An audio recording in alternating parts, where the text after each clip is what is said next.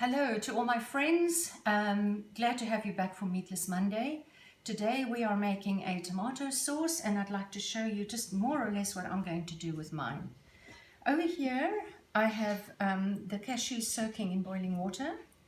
I have used cherry tomatoes instead of just ripe tomatoes because I don't have really ripe tomatoes, so I think that the flavor is going to be excellent.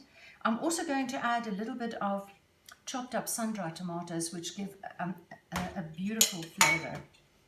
I like to put a little pinch of nutmeg in there, and I think on a previous video I have shown you that we are doing a vegetable stock powder from Enoch Palmen. Adds a beautiful additional little flavor to the sauce.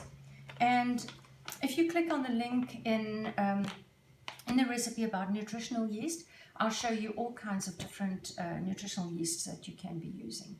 So right, I'll see you just now for the cakes we're going to be making.